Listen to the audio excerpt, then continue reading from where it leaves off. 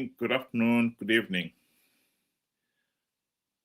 I am pleased to notice that many Zimbabweans are really beginning to sit up and listen and pay attention to what is going on in the country. This video clip has been taking the rounds on social media, and the comments that it has attracted clearly shows that many people are beginning to pay serious attention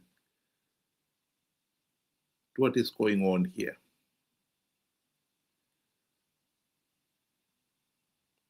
People are beginning to put themselves in the shoes of the people whose house is being demolished.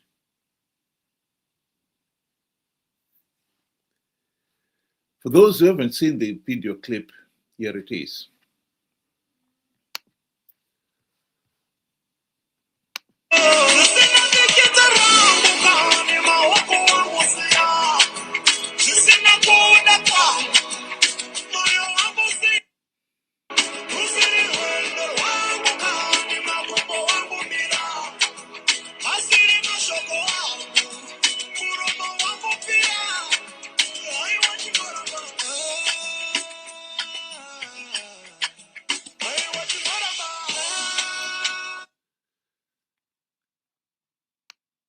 The essence of the story is, was this really necessary?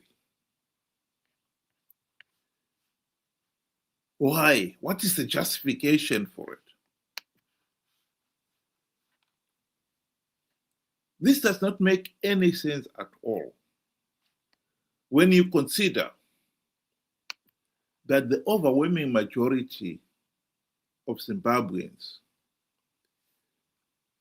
still live in mud huts. They don't even know we're in the 21st century. This is what they call home.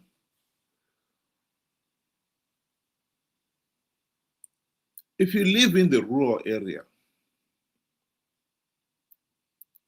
you do not have title deeds to even a few square meters of land. Whatever you build, somebody can tell you it's in the wrong place. Take it off. You have no title deeds. And so you can't, there's nothing you can do. This has been going on even during the colonial rule. The whites designated tribal trust lands. In those areas, the blacks were not to be given title deeds, because the whites feared if you give the blacks title deeds, they will have the confidence to build decent homes for themselves and develop that piece of land. That is economic empowerment.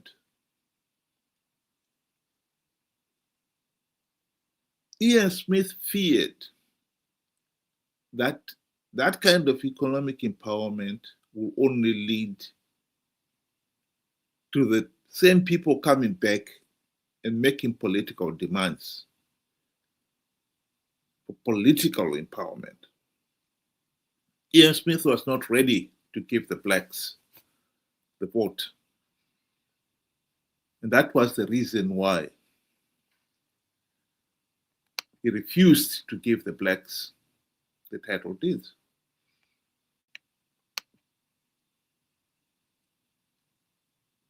The War of Independence was fought over the land.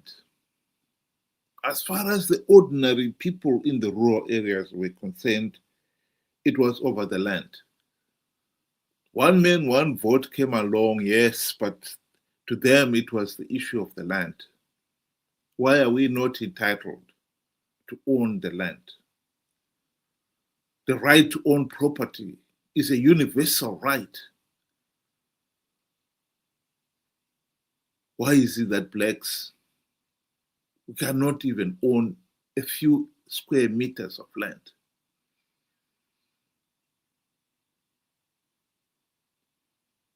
After independence, Mugabe decided to keep the same policy because he wanted the rural areas to be the Zanu PF strongholds, political strongholds.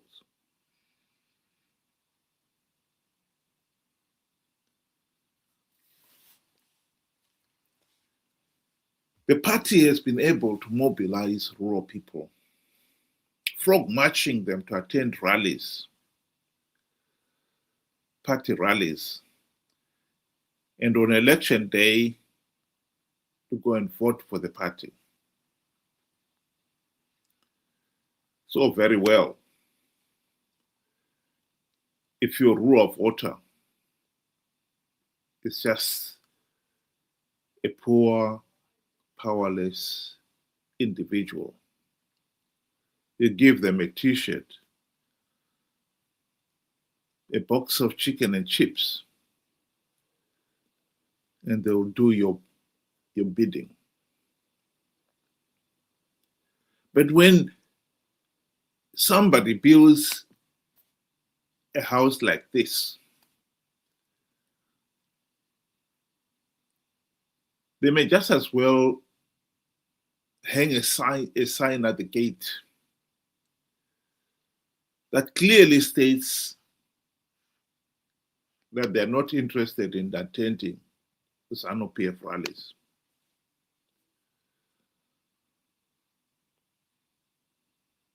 And the Zanu PF proxies should bugger off. This is the reason why, the only reason why Zanu PF is not permitting people to build decent homes in the rural areas.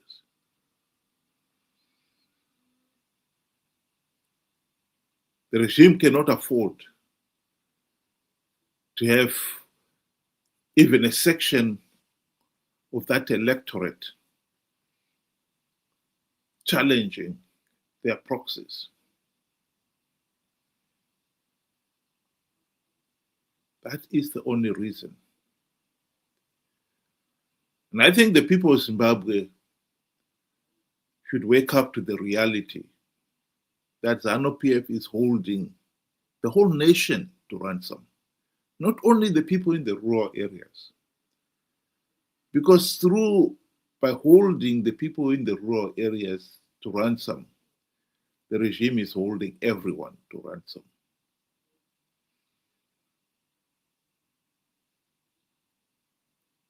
The rural voters constitute up to 60% of the electorate. And as long as Zanu PF has control of the 60%, it is guaranteed to win elections.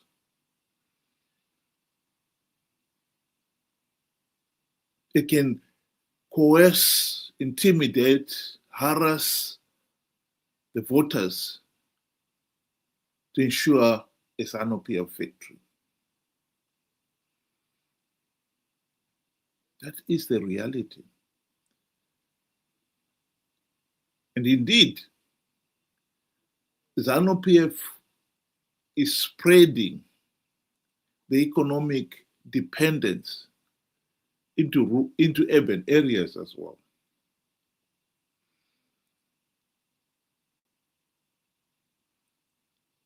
Some of the reasons that have been given by the regime for demolishing houses like this is they've argued that they have been built without proper infrastructure, such as schools, roads, clinics, etc., etc. Anyone who knows what is happening in Zimbabwe will tell you that the regime has settled a number of families in former white-owned farms all over the country. Many of those people who were resettled have since gone back to the rural areas because the regime failed to build the roads, the schools, the clinics that it promised them.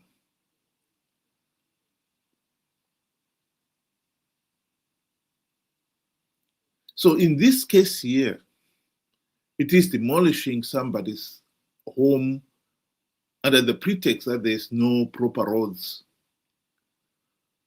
and there's no sewage system, etc. Even those low-density suburbs, many of them in the towns and cities up and down the country, they have no clean running water. The sewage system is blocked. The situation is even worse in the high-density suburbs. Why is the regime not demolish those houses then?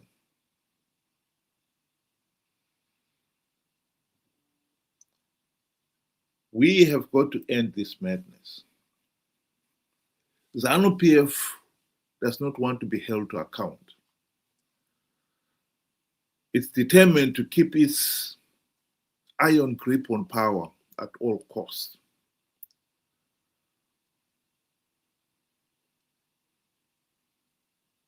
But as a nation,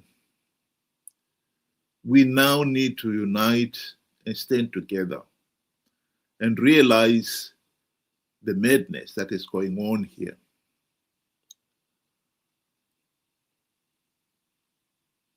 The individual who built this house probably invested their whole life's work to get such a structure built. And in a few hours, it's reduced to rubble. For no other reason than that the regime fears that somebody like that in their rural stronghold will not be coerced to attend Zanu PF rallies and will not be interested in the chicken and chips distributed at such rallies. And this is why their house was demolished. We have to put an end to this barbarism.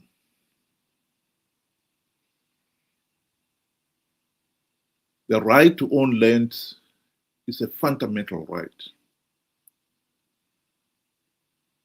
It is no lesser right than the right to a meaningful say in the governance of the country. And for the rural people, you economically empower them. And then you can politically empower them. The two are interlinked. You can't have political empowerment without economic empowerment. And the fight here is for economic empowerment. And these people need our support. Everyone, every thinking Zimbabwean out there should support them, should be outraged that the regime is holding its own people to ransom. We must put an end to this madness. Think about it.